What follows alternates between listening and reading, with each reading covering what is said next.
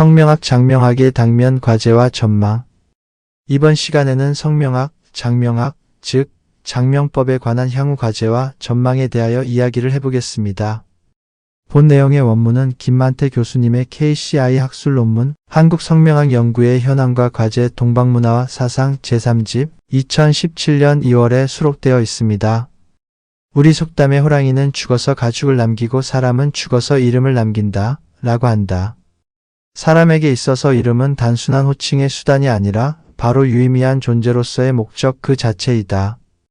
이름을 짓는 과정에는 그 언어사회 공동체 특유의 사유 방식과 인식체계가 잘 나타난다. 한국인의 이름, 즉 성명은 부계열통을 나타내는 성과 개인을 가리키는 이름으로 구성되어 있다. 성은 본관과 결합하여 가문을 나타내고 이름은 학렬을 통하여 가문의 대수를 나타내는 경우가 많다. 우리나라의 지배층에서 성명이 일반화되기 시작한 것은 고려 초기부터이며 인구가 증가하고 사회가 다변화되며 친족 공동체가 분화됨에 따라 성과 본관도 세분화를 거듭해왔다. 애초 한국인의 이름은 토착어인 알타이제어 알트-AI 랭궈저주로 지어졌을 것으로 추정되나 한자의 유입과 성의 보급에 따라 점차 한자식 이름으로 바뀌게 되었다. 지금까지 한국인의 가치관과 인식, 제도, 관습 등을 이해하려는 한 방법으로 성명학에 관한 연구는 꾸준히 진행되어 오고 있으며 지금까지 그 연구성과도 상당한 편이다.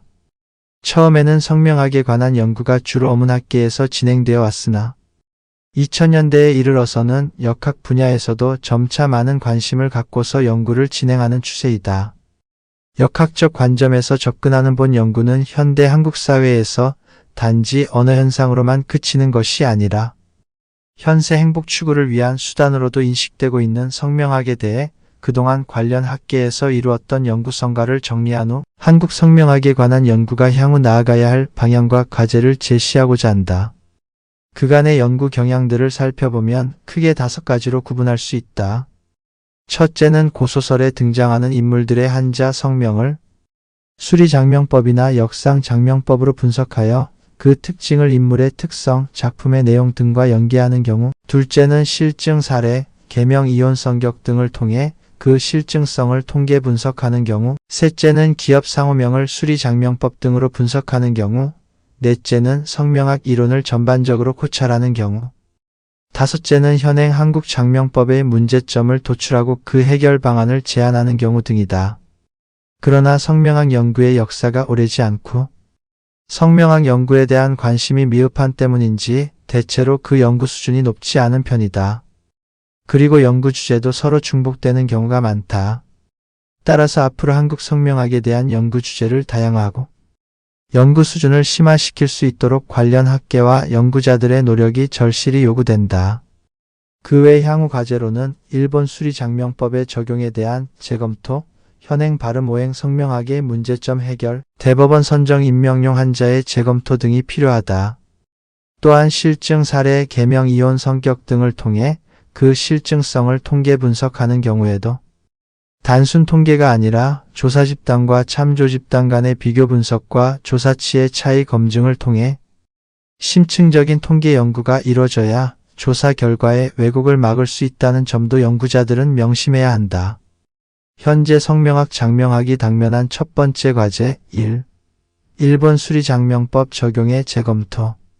성명 한자의 획수를 각각 계산하여 그 배합한 수로 4에서 5개의 격을 정한 후 그에 해당하는 1에서 81수의 의미로 이름과 운명의 기륜 관계를 판단해서 이름을 짓는 수리장명법은 현재 우리나라에서 가장 널리 활용되고 있는 장명법 중의 하나이다.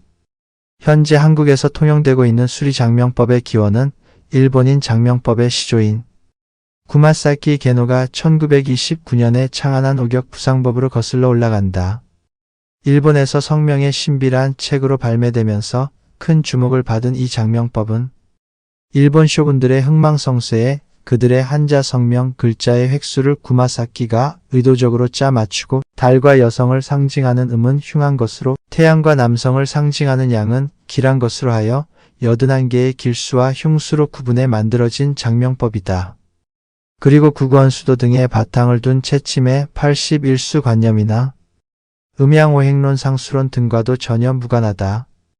1930년대에 구마사키 수리장명법을 학습한 일본 장명가들에게는 1940년대 마침 조선에서 강압적으로 시행된 창씨개명 정책은 자신들의 영업이익 창출과 일본식 장명법 전파를 위해서 결코 놓칠 수 없는 더할 나위 없이 좋은 기회였다.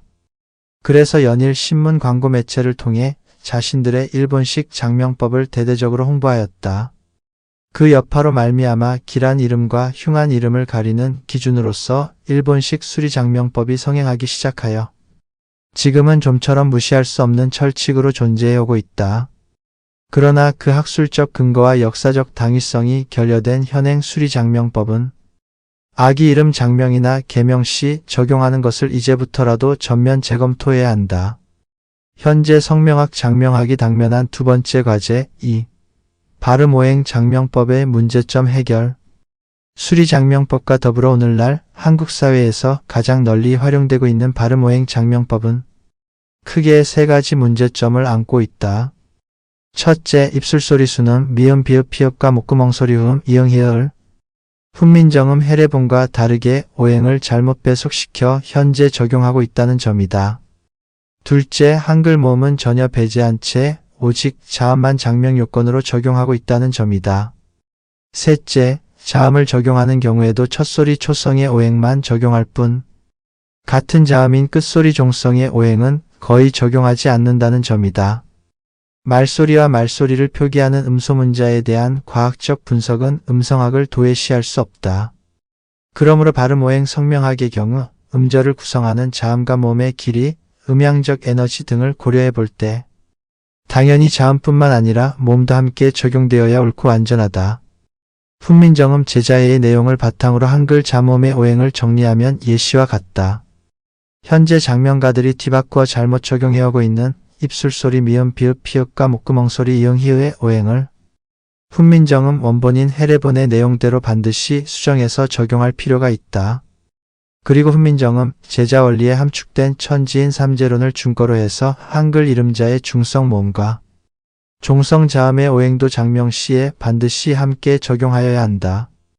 그럴 경우에 초성 자음의 오행만을 적용하는 현행 발음 오행 장명법에 비해 한글 이름자의 오행 양상이 매우 다양하게 되며 5가지 오행의 천편일률적인 양상에서도 벗어나고 보다 완전한 장명법이 된다. 현재 성명학 장명학이 당면한 세 번째 과제 3. 대법원 선정 임명용 한자의 재검토. 한국의 언어체계는 성음을 표기하는 소리 글자인 한글과 모양을 본떠 그린 상형 문자인 한자가 공존한다. 그렇다 보니 장명법에서도 한글의 발음오행과 한자의 자원오행 등이 장명의 요건으로 고려되고 있다. 가족관계 등록법에 의해 출생신고나 개명신고를 할 때 한글이 아닌 한자로 장명하여 신고할 경우에는 반드시 지정된 한자의 범위 내에서 장명을 하도록 되어 있다. 이에 따라 2022년 2월 14일 대법원 규칙 제3030호에 의거 기초교육한자 1800자를 포함해서 임명용 한자를 8319자로 확대 선정하여 현재 사용하고 있다. 그런데 선정된 한자 중에는 도저히 임명용으로는 사용할 수 없는 글자가 상당수 포함되어 있다.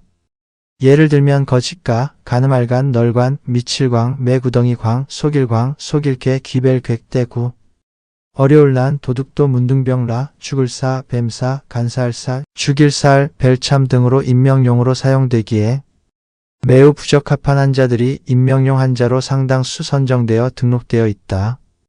그러므로 대법원 선정 임명용 한자들을 재검토해서 임명용으로 부적합한 한자들은 배제하고 대신 임명용으로 적합한 한자들을 추가로 더 선정하는 방향으로 학계의 노력이 모아지고 논의가 이루어질 필요가 있다.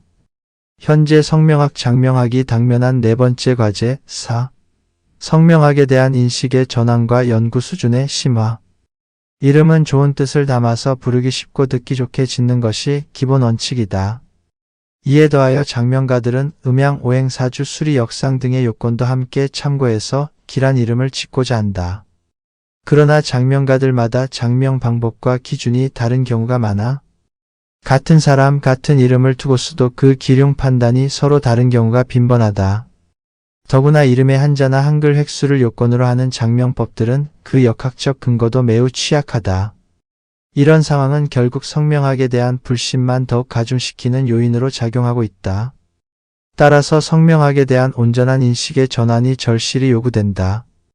앞에서 고찰한 바와 같이 지금까지 한국 성명학의 연구 성과들을 살펴보면 전체적으로 고소설 속의 등장인물의 성명 분석, 실증 사례의 통계 분석, 기업 상호명 분석, 성명학 이론 전반의 개괄적 고찰, 현행 한국 성명학의 문제점 도출과 해결 방안을 제안하는 경우로 경향성을 나타내고 있다. 그러나 성명학 연구의 역사가 일천하고 성명학 연구에 대한 관심도가 미흡한 때문인지 대체로 그 연구 수준이 높지 않은 편이다.